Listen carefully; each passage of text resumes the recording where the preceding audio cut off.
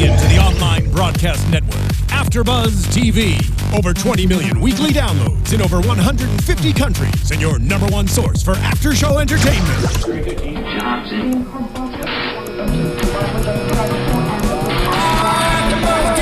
AFTERBUZZ TV, the destination for TV superfans. Producing aftershows for over 300 of your favorite TV shows. Interviewing celebrities and showrunners. And bringing you behind-the-scenes exclusives. All thanks to E! Entertainment's Maria Menounos, producer Kevin Undergaro, and internet leader Akamai. Now, let the buzz begin!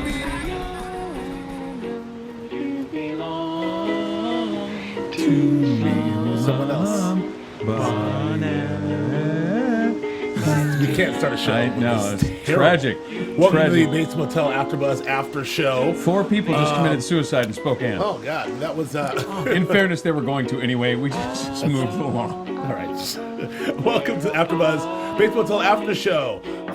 That is You Belong to Me, or Tonight You Belong to Me. Tonight You Belong to Me. I think that one's from The Journey. I think that's Steve Martin Journey. and Bernadette Peters. That's someone we can find. And a ukulele. But that is a song sung by Caleb and Norma at the piano, and also very creepily played by, why Norman touched his mother's bum or side in a very weird, creepy way, because that's what weird, creepy guys do. I'm Joe Braswell. Thank you for joining us. We're here talking Bates Motel. On the phone, I have the lovely Du'a Kaissi. Du'a, how are you? Hi, I'm good. I thought you were going to say that I was Olivia Cook. I was all ready for my Olivia Cook accent. Oh, no. That's only for Flippo. I'll do the thing. He's mean. But also in studio, as you can see on YouTube, I'm joined by Nando Velasquez. Yes, hi everybody. Welcome. And that's a nice shirt and a nice haircut. Nando's looking pretty spiffy today, ladies. He is. Thank you. Looks like he lives indoors. It's wonderful. Nando got all did up for you, Du'a. You're not even here. I did. Thanks, Du'a. Oh, He I'm smells sorry, I pretty missed it. too. And we also have Joe Sanfelippo. Nice to be here with you guys. It's lovely to have you, Joe. You're very Joe welcome. was not here last week in person, but he sure as hell was at the Universal Back Lot to meet Vera Farmiga. But we'll talk about that later. I weren't gonna miss that. We'll talk. We did get a visit on the lot last week, as some of you may or may not know from our social media feeds. I think in news and gossip we'll try to chat a little bit about that because it was a lot of fun. We got to meet, got a long, nice chat with Kerry, Ehrin, and talked a little bit to Carlton Cuse, and talked a little bit to Vera, and it was just wonderful. It was a wonderful time. Thanks to our friends over at Universal TV and Universal Studios for setting that up. Yes. So, but let's talk tonight about The Last Supper. Episode number 7. This is an episode that our friend Nestor Carbonell has sort of teased as the episode that we'll find out a lot more about Romero and his motivations and his past. And although we didn't find out as much as I wanted to find out, Du'a Kaissi, we did find out a little bit. I mean, what did you think of this episode, Du'a? I'll start with you. I thought this episode was really great and almost bittersweet. I mean, I think that you could tell by the end of the episode that this was probably as good as it's going to get. I think it's all downhill from here. And I think that this was, it was sweet. It was sweet to see the Last Supper. I thought that they had a really good amount of suspenseful, horror in it with the scene with the doctor that we'll get into later. I think that they started. I love the scene at the kitchen with Dylan when he was trying to explain to Norma exactly what Norma was going through. Right. There was a lot of good stuff here. Yeah, it was great. Joe, what did you think? I loved it. I always love it though, so it really doesn't surprise me. I just think this show always hits with the middle of the bat. I loved it. I loved the moment. My favorite moment is when Dylan is looking at Norma and Caleb playing on the piano, and you see that moment of just like watching mom and dad be happy together. And we all know as an audience just how twisted and creepy and screwed up this is, and yet the moment was still sweet. And I enjoyed this episode tremendously. So much good stuff and so much Romero fun. Cool. Yeah, I mean, I think Du'a said a little bit into this, but I feel the same way that with the title The Last Supper, I expect things to probably go downhill to take a real big turn from here. And I thought it was a really nice ending. I love that scene with Caleb and Norma, and this was the exact thing that Emma and Dylan both wanted. They wanted to be part of a family. Yeah. So again, in a really creepy way. I also love that he overplayed it. I love that he overplayed it. You know, he came with that weird creepy toast. Like he just, like he couldn't stay in the zone. He just like, and I'm too crazy. You know. It's true. And you know, look, it's not just Emma and Dylan, right? And it's what Caleb's always wanted as well. And so it's a real sweet moment. And maybe we don't know this because he's shrouded in goddamn mystery, but maybe what Romero may want. Now that we know a little bit more about Romero. Now that we know him, I think everybody kind of seems to be lacking from some type of connection. Right. And I think that's why we made comments before on the physical touch that we see, and we saw a couple of examples even in this episode with Norma touching James Finnegan in front of Norman. Yeah. And you just mentioned Norman touching Norma. Yeah. Yeah, all these little examples of connection, and I think ultimately that's what all these characters at the end, at the dinner table, really want. They want a family, they want a connection, they want a lover, they want whatever it is, but they're all there. Right. And I think it's a very interesting part of that story. So let's talk about all these sort of all these other bits that sort of lead up to the two centerpieces of the story. I would say the centerpiece of this story, I mean the moment of the story is the confrontation in the basement between Doc and Norman. We'll get to that in a second. And also the supper itself. But the stuff leading up to that, you know, let's start with Norma. Norma's back, and she's, you know, really surprised why everyone is making such a big deal of why she was gone. I mean, in her mind, I mean, I'd ask you this, Du'a. Do you think Norma really believes that? Is she really like, you know, you know, what's the big deal? I was gone for 34. I was gone for like one day, and everyone's freaking out, thinking I was dead. I was coming back. Do you think she really believes that? She's trying to downplay it because she's normally so over dramatic and over the top. It was kind of interesting to see her completely downplay this and make it seem like, I mean, it just shows how manipulative she is. She's like, "What are you talking about? I left for a night." And Norman's like, "Well, you left with a suitcase, like you were going to be gone forever." Right. You know, and so she really is. She was. She played it kind of like the complete opposite as we're used to seeing Norma as like this, you know, over dramatic character. But yeah, a lot happened when she was gone, though. Yeah, and it was a while, and then she left in dramatic fashion with a suitcase and a gun. So I think there's the better to shoot your phone with. There's cause for alarm. It's great when she's like goes, you know, the way she went last week, just, you know, just going extra dramatic, and now it's no big deal. Yeah. It was no big deal. 36 hours. Again, classic Norma, right? I just love when she turned the phone. I dropped it in the mud, and I'm like yelling at the TV, and shot it 3 times. Yes, shot it, you know. But you know, the other thing I thought was, as a literary device, I really enjoyed how many times she said, you know, why does everybody think I'm dead? Like, because obviously we all know you're gonna be. It's only a matter of time. Right. You know, that's like kind of that's the creepy thing about all this prequel action. Think there's some foreshadowing there? A little bit, you know, because we all know where this lands, you know. Sure. With her in the window. But, yeah, so... which we got to hang out with at Universal, which was fun. Right. So, and also, I'm also very interested in Norman's sort of this new Norman we're seeing now. I mean, now we saw Norman last week go full Norma. We saw him, you know, have the, you know, blackout for hours at a time, as Dylan later said. But like when he's back with Norma, he's got this sort of like, I mean, he's got this kind of swag going. I mean, how would you describe the new Norman, Nando? Like, like how you know when she's like, you know, look, Norman, what did she tell him? What did she tell him? Be a man, or like? It's not very manly. First she says, "Don't be a twit." He was acting jealous and it was unattractive. It's not masculine and it's not attractive. And he goes, "Here I go, mother, following you." With your purse in a masculine and attractive way.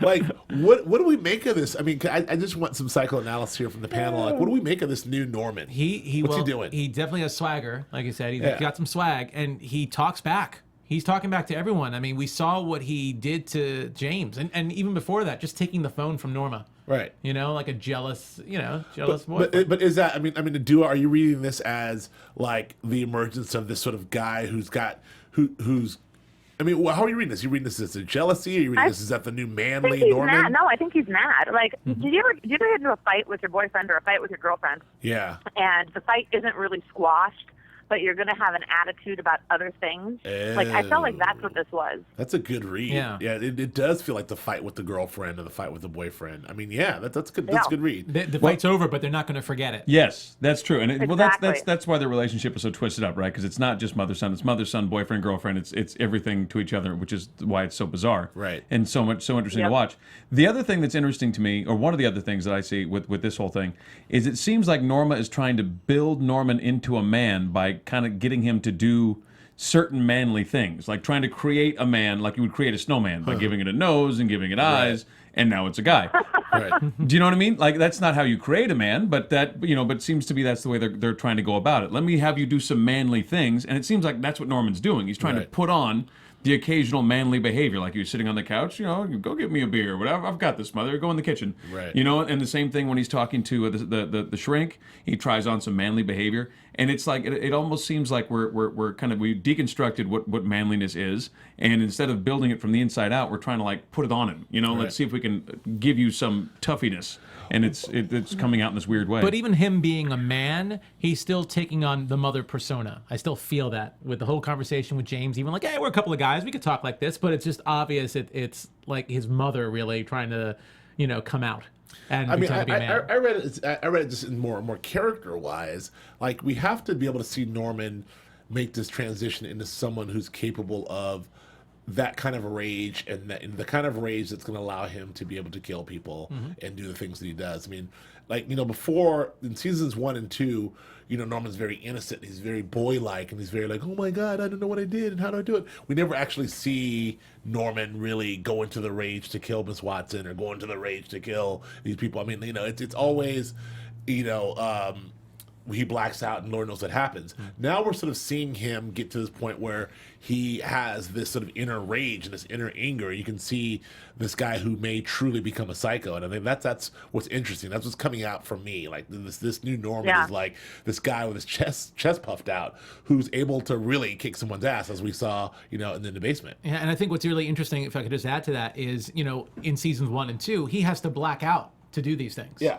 When Not he was anymore. downstairs with the professor, we didn't see that. He's just starting to flow in and out of that, out of that easily. Right. So I think you're absolutely right that he's going to turn into this person who can do this quite easily without having to have an excuse that he needs to black out, turn into his mom, his eyes go blank, whatever it is. Right. It's really scary. So. Let's continue on with the Norma part. We'll get back to Norma in a second. She gets her phone back. She's going through these things. She sees Romero got shot. She tries to call him, comes back to the house, and there Romero is, worried. And also another comical scene.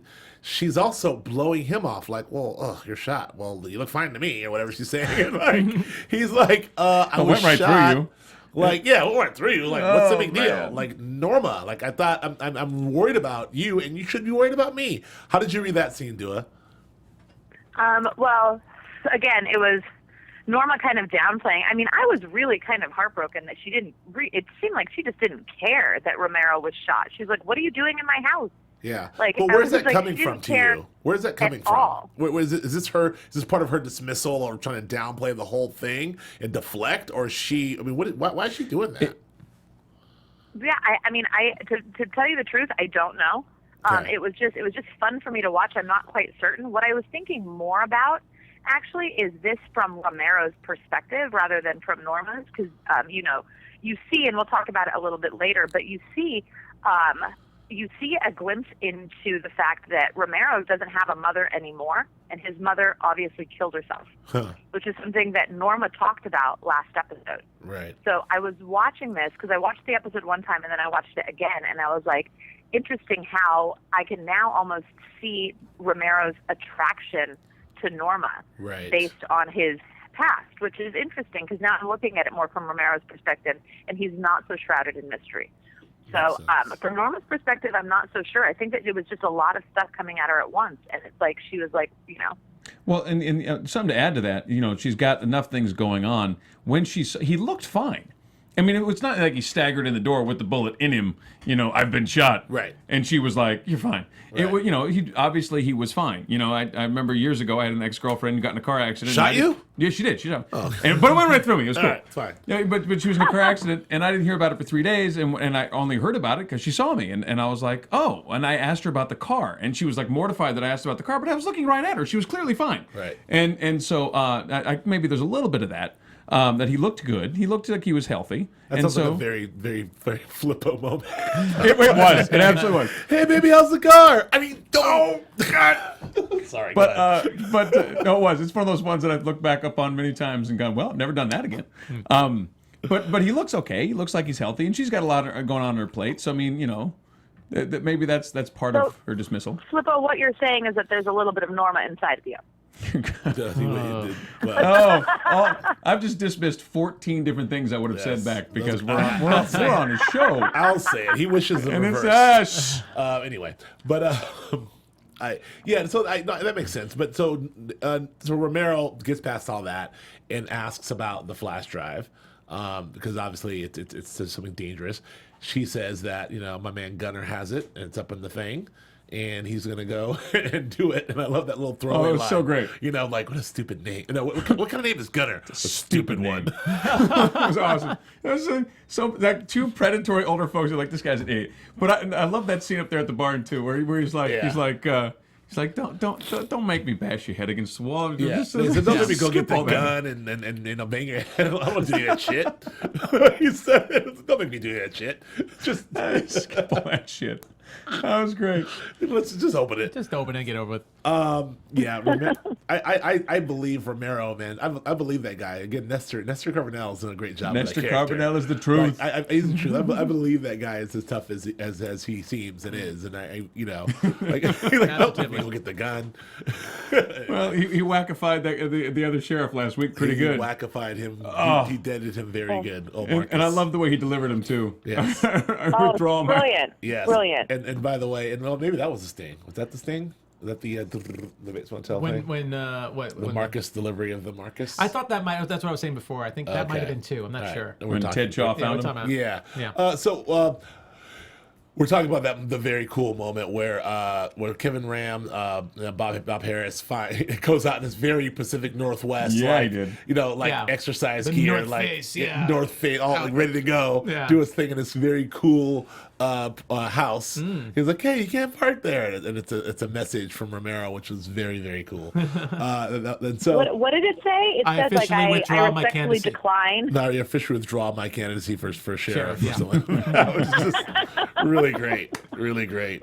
That was great. Now, do you think that Bob Harris knows exactly who that came from right away? Of course. Well, who else would it come from? Of course. What I think is hilarious, that scene and even the scene at the end of last week with Norma and Caleb, when Caleb's like crying at her feet, right. Kind of like what happened with Norma. Like, I was just gone for 36 hours. It's no big deal. Like, they dismissed both of those things in this episode. Like, whatever. Life goes on. Yeah. He wasn't both of those things. Even when Harris. When he catches him skeet shooting and they're talking, he doesn't even bring it up. He's like, whatever. Which is great. So Romero goes up. He does the thing with Caleb. He finds opens the thing, sees that there's some names on the ledger that really are alarming to him. We know now that his mother's name is on this on the ledger. Now, presumably, the ledger is all the people who benefit from the town's profits in their illicit activities. And on this was supposed to be Romero's dad, who we now know as a crooked cop on the take. But instead it's Romero's mother, which really just chaps him like to no end. So the thing on this ledger can take down everyone in the whole town and tarnish all these legacies, which Romero says good riddance to, except for the fact his mother is on there as well. Is that right? Is that right, Du'a? Or is there something more? Well, I mean, I think that what this did was it opened a really, really big scab. And so I don't think that we really know the depth of it, but I think that it opened a wound for Romero that we're just getting the tip of the iceberg of. Right. And I loved he went in to go confront his father about this, and I thought it was so interesting. The way that his father was acting was very similar to the way that Norma's been acting. You're overreacting. Right. There were very similar choices that they made in how to handle, these scenes. And I just thought that was very poignant. And also, I agree with that, and I want to let me talk quickly about like his confrontation with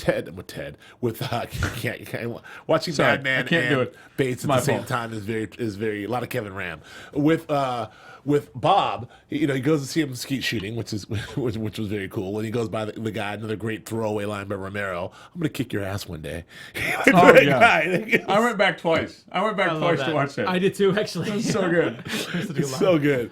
But I absolutely believed it too. You're like, he's coming back. And I gotta say, I do love Kevin Ram's portrayal of Bob Harris, because Bob Harris, he is unfazed by anything. Absolutely. He's great. Every You're time right. Romero shows up with a look on his face like I know your secrets. Like, yeah, of course you know my secrets. Just give me the thing. Like, come on, Romero. We're boys. We still talking about this Like, what shit? are we doing? Like, just give me the give me the flash drive already. So I do love that, and it feels very much like two old friends. Yep. Yeah. So really, two old friends. Well, and it seemed very much like two guys who have enough shit on each other. Like, dude, you know how this has to end. Right. I know it's cute that you're playing this out a different way, but this has to. We have to eventually come together and figure this out. And this is one of my favorite dynamics between sort of like, I don't know, hero villain thing. Very much like, I'm going to bring Justified fans, the Boyd Crowder, Raylan Givens thing. Like, these two guys on parallel tracks, started at the same place, ended up on wrong sides of the law, but are friends kind of on opposite sides of parallel tracks. That's really interesting storytelling to me. I like the idea of this, Bob Harris and Romero, these two guys who are sort of like really, really close and chummy, but really on the wrong sides of each other, and still having to interact in this way. I think it's just interesting storytelling. I love their interactions. Well, it makes their interactions so much more rich. Like, just think about it if that wasn't kind of like the underlying factor. If these were just guys that were having an interaction and they didn't have a history, it would be kind of boring to watch. Right. Exactly. So it's good. So that was cool. So then we see Romero go off, and we see Romero's dad, who's in the can. What kind of accent was That's that, my by the question. I way? wrote that down. What was that accent, Dua? It sounded like he was trying to be Irish and Italian. But I think it was Irish. But then What? But his last name's Romero. Romero. I know. I think it was Irish. What the heck is going Okay. on? All right. I don't buy it. I Wasn't think Irish. it was. Didn't it sound It kind of sounded Irish? Irish, but I To don't know. who? In my head, I'm like, was it Cuban somehow? I might not. I feel like, oh, it's cute. It's Cuban, and he's like, It was just, it was weird. I couldn't. I figured it was a little bit of a lot of things. yeah, I don't know what's Well, going on. maybe with that it's not accent. his real dad. Maybe it's his adopted dad. Maybe his real dad. Maybe that's why he's so upset. All right, YouTube and iTunes, please help us out with Romero's dad's, ethnicity or at least the accent for that matter. Maybe he had to align with the Irish gang in prison, and he had to pick up the accent. Sound Right. Right. It's a fake Irish accent. Right. I mean, look, it happens. My friend Maya is Mexican, from Mexico, born in Mexico, raised in Australia. Very, very thick Australian accent. She's Mexican as can be. So I don't know. Well, the world's a crazy I'm place. sure it just adds to the mystery of this whole family. Yes. If anything, I'm sure whatever choice it was perfect for everybody that was there. So they had that confrontation, like you said, Dua. I mean, he was very sort of like, take it easy, Romero, but also like you referenced Norma, but also reminded me a lot of how Bob is acting, how everyone's acting towards Romero. Like, dude, you're all worked. Even Marcus to a certain degree. Everyone's like, hey, Romero, you're all worked up over this whole thing. This is the town. This is the way things work. You know how this works. Shut up and relax. It feels like everywhere Romero goes, that's everyone's kind of telling them the same thing, which is like, what are you so worked up about, Romero? You're part of this. Like, I mean, right? And is this new behavior by Romero? Why everyone seems to be so surprised that he cares so much, or I don't know. Well, it seems to me like maybe we're crossing over. I mean, because there's been such a big shakeup, right? I mean, one of the big heavy hitters is gone. Yeah, all the heavy hitters are gone. Yeah. So the equilibrium has shifted. And whenever that happens, what power abhors a vacuum? So I mean, business is still going to continue, right? Yeah. Someone's going to step in to figure it out. So Romero's job is to keep that relative peace, if that's how we've established his gig is, right? To make sure everybody gets along and the town continues to function, and the feds don't descend on it any more than they already have, which is what happened that put him in the crosshairs in the first place. So I mean, maybe that's what he's trying to keep a lid on who's going to be the new bosses. Yeah. I mean, didn't he ask Dylan to be a boss? Essentially, he came, he kind of said, hey. Yeah, you're in trouble now. Like, I'm going to keep my role. Then he kind of started the season by saying, look, looks like I'm going to take a more active role here because I don't know if you can handle this by yourself. Here's what we're going to do. And Dylan's like, nah, I'm out. So. Yep. This is also an episode, don't forget, that this is the first episode where Caleb meets Romero. They hadn't met before this episode. Yeah. And But so of course, up at the roof, and he was like, oh, you're Norma's brother, right? yeah, but And I of course had a Romero glimpse knows. for a second of like, oh dear, is it Romero that's going to end up killing Caleb if he finds out what he did? Right. And if Romero and Norma ever have a romantic relationship going on, and Romero finds out what Caleb did, like that might be the end of Caleb. It sucks so bad that we're all like, how's Caleb gonna die? Like, I mean, it's all I guess we all He think has to die. we're all in agreement that Caleb's not gonna make it. Poor Kenny Johnson, but He's so damn good in that role. he's very good in that Oh, role, my man. God. He's really doing it. Like, he has this sort of uncomfortable hands in his pocket, out of pocket. Yeah, I'm Norma's brother. And by the way, I want to say I wrote this down too. I've done a full 180 on Caleb. I had that whole rant about I don't trust this guy and I don't know if he's up to the right thing. Whether it's the performance by Kenny Johnson or my ice cold heart is melted, but I believe Caleb 100%. He's so good. Yeah. I just think he's fantastic, and I absolutely believe. You know what's nice about it? What I love about it is there's no attempt to make it particularly masculine in the way he's just like the emotion comes to him, it hits him, and he just goes with it. That's how it appears at any rate. I'm not sure what he's doing, but it certainly feels that way, and I completely buy it. Some guys try to I've got. Oh, I'm all messed up, but here's a single tear that I'll give you. Just the one. Yeah. Right. He's not trying that. Do you know what I mean? Yeah. He's not trying that crap at all. He's like, no, I'm devastated, you know? And he always his general plays- disposition is just sort of like... low status, all screwed up. I mean, it was the same on The Shield. I mean, Lim was very sort of sensitive and like, I don't know, Vic. Like, what are we doing, man? Like, but like, this guy is a little... It's like a... I don't know. It's Kenny Johnson. It's a good performance. We like it a lot. I mean, I don't know. You like The Shield, right? Yeah. All right. And Sons of Anarchy when he was on that too. And Sons. That's right. Yeah. He's done a lot Kurt of great Sutter, stuff. right? Also, yeah. he stayed with the Kurt Sutter was on The Shield. too. Yeah. All right. So he meets. So Romero has that confrontation. He goes, sees the dad. He then goes and gets completely shithoused, as people do, and then calls Norma to pick him up, which was very sweet, and she does. And then finally, she tucks him in, and we finally almost have our big, Normero moment. I really think it's going to go down, and they get nose to nose. Do you think it's going to happen, or do you think they're just teasing it? It's going to happen. I mean, I think that I remember. I don't know if this was the one, and I don't want any spoilers, but I believe Kerry was saying that they shot a scene between Romero and Norma that is so hot, and nothing happens. I'm like, oh, is that the one? So I don't know, but so it was very cool, like to see them that close, and again, Norma was super sweet and genuine, and I really felt like more so than I felt like with old Shrinky Poo, the doctor, that like Norma they have this real emotion and feelings for these people. I love seeing them together. Yeah, too bad they're not going to make it either, but I love seeing them together. What I love about this show is, no one here gets out alive. Like, there's like one person who's going to witness the whole thing. Everybody else is toast. One thing before we move from Romero that we kind of glossed over, I think it was kind of, I wouldn't say a throwaway line, but it's kind of hidden in there. When he was talking with his dad, and he talked about how his dad said how Romero vilified him for the death of his mom. Right. But he also said she chose to go out that way, which I'm guessing is hinting to suicide. Right, yeah. Yeah. That's what I picked up from it as well. That's why I thought sure. that was such an interesting connection. So I just that feel Norma like... Yeah, go mentioned ahead, suicide, and it seems like, she was so unhappy that she killed herself. Right. Because he said, you drove her to it. Yeah. So I don't know. I just think that that's an important figure that probably gets a little bit into the psyche as well as how we get to understand Romero and this relationship, even in general, with Norma and even Norman. Right. So let's go back. Let's go back to Norman himself. So Norman, he's had a rough 36 hours, but he seems to be on the mend. He spent a lot. I think Norman spent the entire episode in the basement, which is fine. He's down there now. What's somewhat disturbing to me is, this whole taxidermy thing is it's great. His hobby's great, but the way he's... What is great about his hobby? Well, look, he's got something to do. But like, what's interesting is the evolution of the way Some people collect stamps.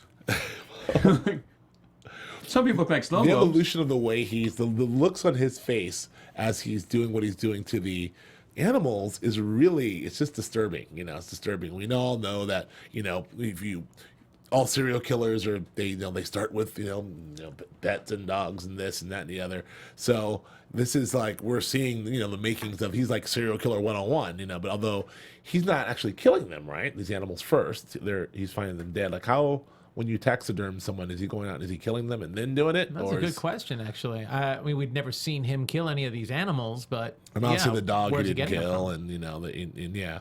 I'm guessing he gets them somehow, or maybe he mail orders them Amazon.com. I don't know. Yeah. Dead animals. Yeah, something that's interesting. Did you notice the bird that he was working on?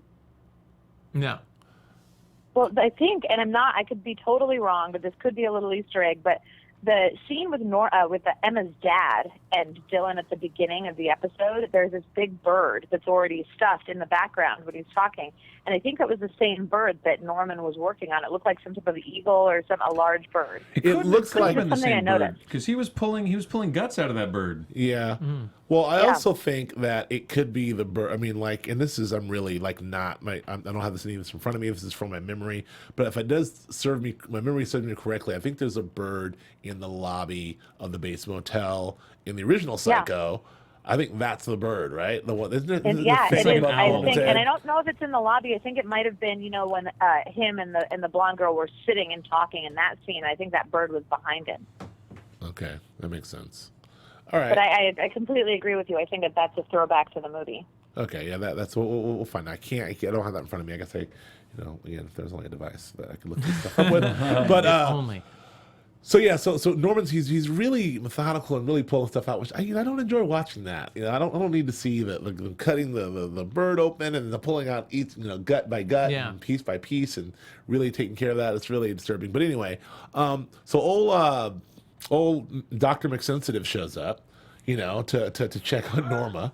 And ooh, it's Dr. McSensitive. Thank goodness you're here. Dr. McSensitive? He's Irish. Dr. McSensitive shows up, check on Norma. Oh, I'm leaving out. Show me on the doll where Dr. McSensitive touched you. Shut up. I'm leaving a couple of very important parts out. Number one, we should talk about, like we touched on it earlier, we should talk about the Norman snatching the phone from Norma and answering the phone and seeing the name and getting really jealous and wondering who this guy is and like making the connection of what this is, and then also the conversation between Dylan and Norma where Dylan just goes to Norma and spills the beans. Like, hey, Norman's been blacking out. Like, yeah, so he blacks out. Yeah, dude, Norma blacks out for a long time. Yeah, well, people do that. Well, no, Norma needs help. I mean, I love the bit where she's like, it's like, are you going to lock in the house forever? She's like, maybe. Like, she was totally serious. Totally serious. Like, that was a viable option. She was like, oh, maybe I can lock him in the basement. Like, that, totally serious. Yeah, and then finally it's like, he was dressed as you. He thinks he's you. She's like, shit. like that was the one. Okay. I was really impressed with Dr. McSensitive with the way they wrote that scene.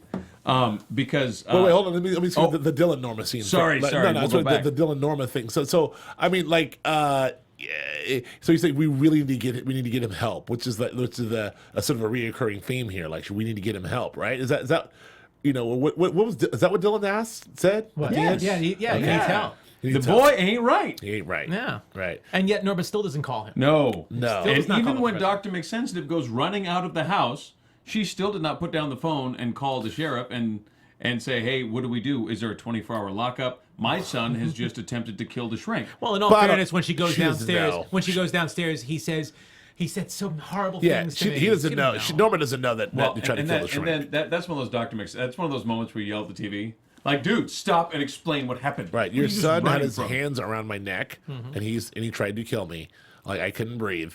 Go check him out. But before that, so the notion of that, like, the doctor comes up, but Norma is really trying. Like, Norma has, Dr. McSensitive has gotten to Norma to a certain degree, so she is trying. Like, she says to him, well, can you know about my son? He's down there. Like, would you talk to him? Go talk to him. And so he's like, I got this. I'm a licensed guy. Have you seen my beard and glasses? How bad could this kid be? Sensitive. What, the kid in the basement? I got this. I got this. You know? You don't got this. Yeah, so he Nothing goes. but net. Yes. Yeah. He goes downstairs, and I just love this. I love the idea of him, how it shift. Like, he's really trying all of his best moves on Norman, and Norman just throws out the bomb. Like, what was it like sleeping with my mother? I was so impressed with the way he handled it, because I'd have been like, come on, now put yourself in Dr. McSensitive shoes. Right. Like, you go downstairs to talk to the kid, you know, he's a little bit off. What? Yeah, exactly. Well, I don't. What? No, I didn't. What? like- I would. Why would he? I didn't know. Okay. No, that's not. I wouldn't. Yeah. When you. No. What your mom and I do. You don't ask. Why would you? Yeah. But he went straight to. He didn't go. He went straight to the like. Oh, I'm sorry. Norman did the whole thing of like, there's certain things that that I know about my mother. And I know that's true. But aside from the fact you could probably lose your license for that, like he's throwing threats. Like, Norman was on point. Thank you. Norman was on point with all of that. And frankly, McSensitive tried to really get in there and say, "Do you want to have sex with your mother?" Like, what? That's where he stepped on his crank. That was bad. Yeah. But I think Like, that's the that's question something you we wait all. for. But I He's think like, that's a why question do that you we care? all are thinking though. And I'm glad, and kudos to Kerry and Ehrin and the gang for actually getting to it and saying it out loud. Yeah. Someone had to say it. That's definitely someone had to say it moment, because we're all like, do you want to have sex with your mother? And I think everyone was like, we all know. And then he's like, Chokesville, right? Right. But the thing was funny. I guess I don't know about you guys. I'm yelling at the TV. Like, that's for your third or fourth session. You don't do Right. that out the can. Man, well, and he knows dude's killed some folks. He's getting a load of this kid. He's got his taxidermy knife in his hand. Yeah, whole he's got the time. scalpel in his hand. I'd have been like, Bloody scalpel. I think we should meet again. Can I get your thoughts on that scene, Du'a? What did you think of that whole sequence? I thought it was a great scene, and I think that that's probably the last we're going to see of the Doctor. What do you guys think? I agree. Yeah. There's like a doctor-sized hole in the wall. He's out, man. Doctor makes sense to I the don't- cutout. A doctor cut out with a Looney cloud of Tunes dust. style. Looney Tunes. I don't think there's enough room on that dinner table from the end of the episode for Yeah. another one of Norma's possible suitors. I anyway. don't, but I really do. There may be something about. Maybe I don't know. Maybe he comes back to sort of, because it's hard to say that he's gone forever, because he does actually know that Norman's a murderer. So I feel like we'll have to see him again, because Norma did confess to him that Norman. I think he's also scared that Norman's going to rat him out, because he was afraid from last week. He was afraid that if he slept with Norma, it could mean his license, and Right. Norman kind of hinted that. How could it be his license, though? Because was he technically treating her, or was it because she's a student at the university? He teaches Who knows? All the above. All of the above, Mostly the patient.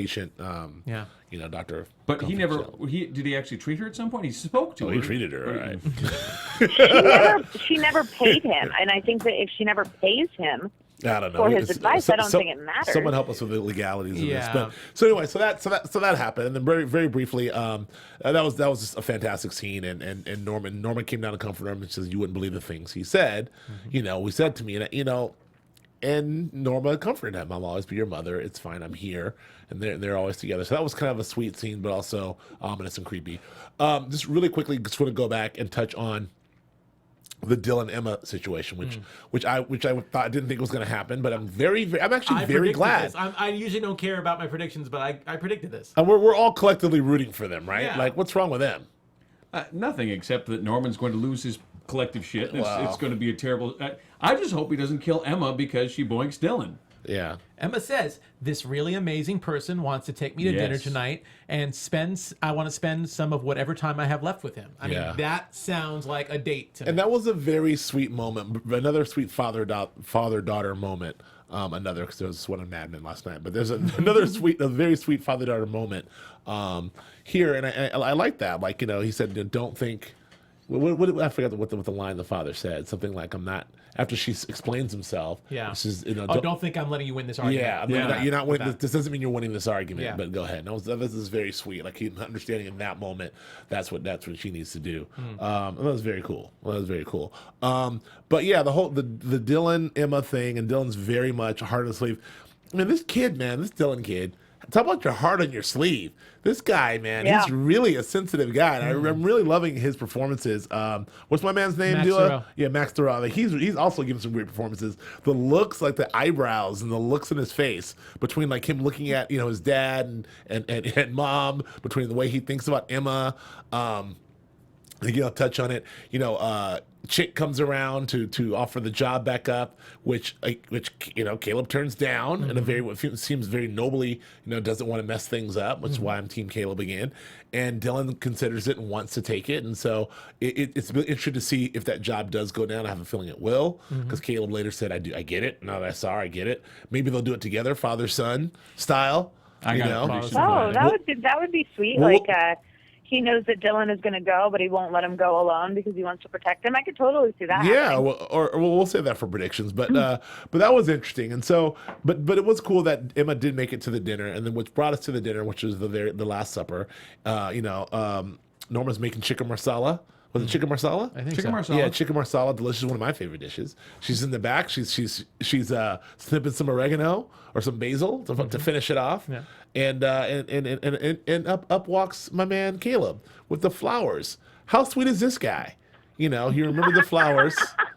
Like, How sweet is this raping? how brother? is this rape guy Rape rapes his brother. sister? When you're the and rapey impregnated brother, her? you gotta listen. The rapey Rapey brother. you gotta bring the flowers. He's the sweetest rapey brother I've ever seen in my life.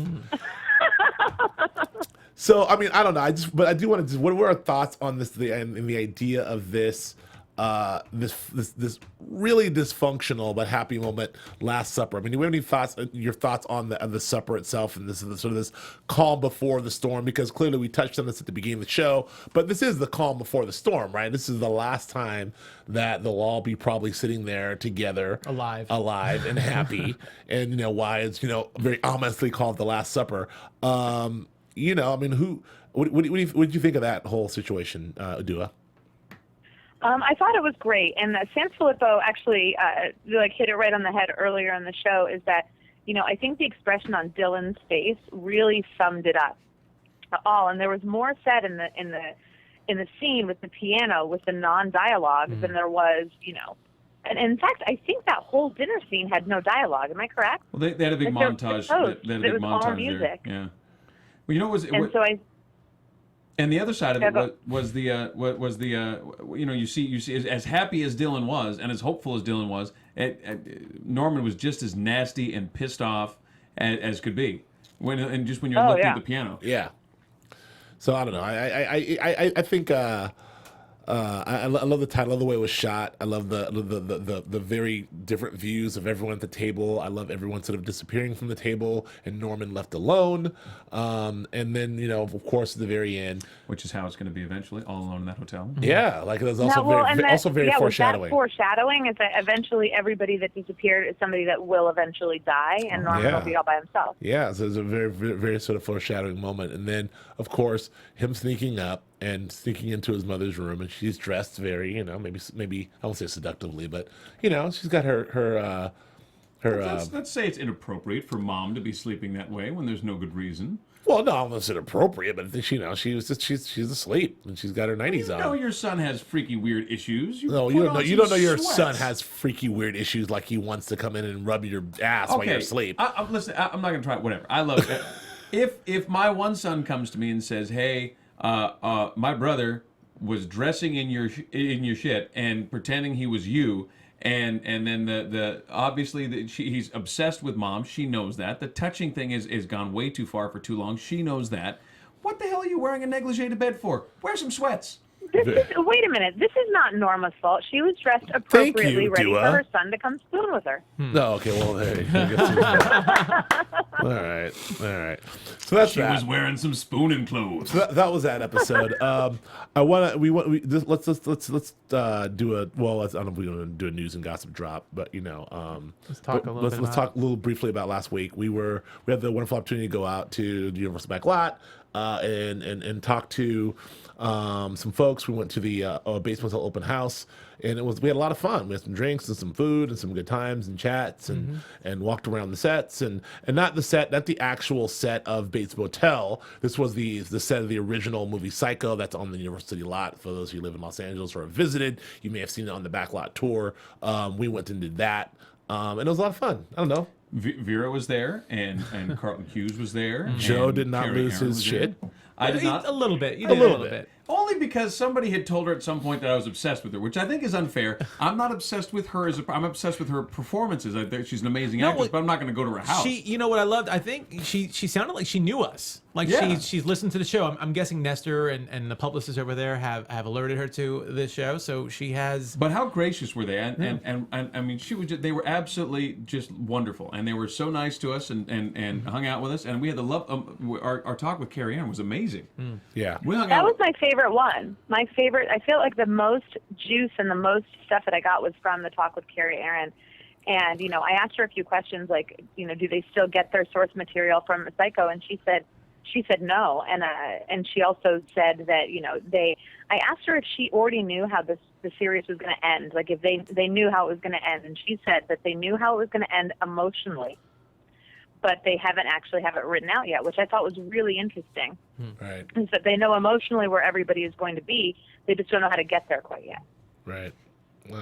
So It was a wonderful time. I had a great time. Yeah, you can look it up on our Twitter feeds, and I periscoped up there. I was trying to periscope a lot up there, but we're up in the hills. And it was great fun being, not for anything, being on the Universal backlot on that tour portion, which if you're working over there, you don't usually get to hang out at. And it was so cool. I think Nando tried to drive onto the King Kong set. I got lost. It's funny because they didn't do a great job with the signage driving on. They just kind of let you drive on. Shots fired at NBC. I wouldn't say shots fired. I missed the sign, and I ended up pretty much on the tram ride, practically at the King Kong section, and I just turned around. Luckily, some employee helped me and got me there, but I got a free tour. It was neat. It was pretty cool. Right. And shout out to a couple folks. Jonathan Knox. He has a prediction that Dylan will get hurt and be on the verge of death and give Emma what she needs. That's an interesting prediction. Oh, that's a great prediction. Yeah, oh, that's yeah. so sweet. Dylan would be the one to do that too. Yeah, that's very sweet. And I don't know. I got nothing. That girl, Melissa Marshall, and then a few other folks. I'm just looking over 20 feet. Ali, thank you, Ali, and I don't know. Alex Farmiga. They're related to or not related Maybe, to who knows? Thank you again all for listening and downloading on iTunes. We don't say this enough, but please rate us on iTunes if you can. It really helps other people find us. But you guys have been fantastic with your ratings on iTunes and your conversation on YouTube as well. Please, thank you very much for all those who follow us on Twitter and tweet at us and rate us and everything else. Predictions? I got a prediction. All right. But no dropping. There it is. And now, your AFTERBUZZ. You just need to wait for it, stupid. Du'a, what do you got? Oh, can you do me last? Sure. Oh, boy. God, I feel like I'm at that party on. All right. That's what Bob there is. Never mind. There it is. Here's my prediction. I'll go. I think Caleb will do the drug run for Dylan. I think Caleb the gun run. Right. I think Caleb will do it for Dylan. I think Dylan's gonna try and do it. I think Caleb's gonna kind of do the old look over there and wang, and then maybe knock him into the van, knock him out. He's gonna take the gun run, and then he'll give the money to Emma, and then he's probably gonna die on the gun run somehow or another. I think that's how we're gonna lose Caleb.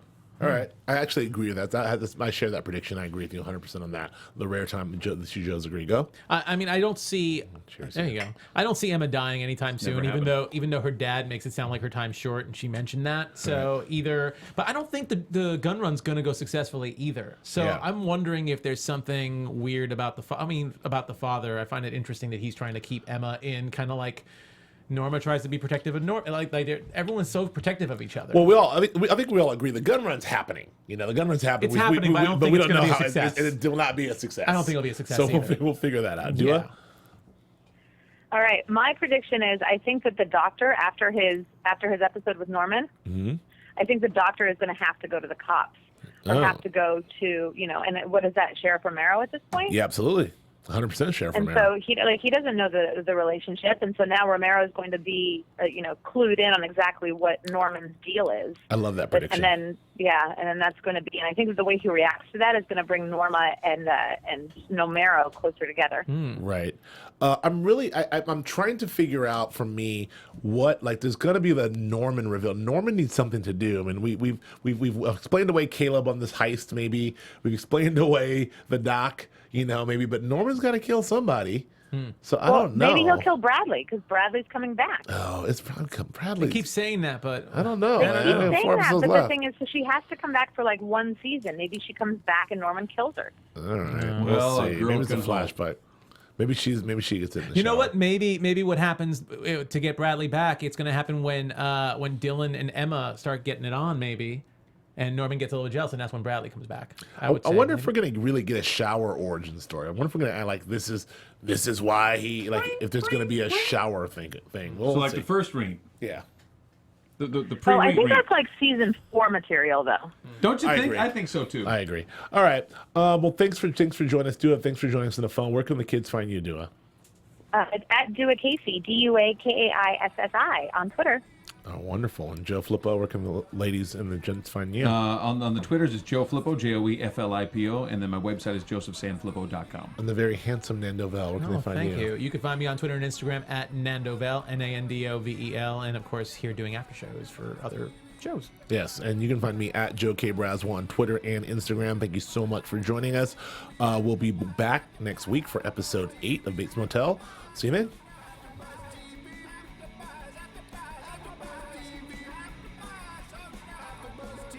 From executive producers Maria Menounos, Kevin Undergaro, Phil Svitek, and the entire AfterBuzz TV staff, we would like to thank you for listening to the AfterBuzz TV network. To watch or listen to other after shows and post comments or questions, be sure to visit AfterBuzzTV.com. I'm Sir Richard Wentworth, and this has been a presentation of AfterBuzz TV. Buzz you later. The views expressed herein are those of the hosts only and do not necessarily reflect the views of AfterBuzz TV or its owners or principals.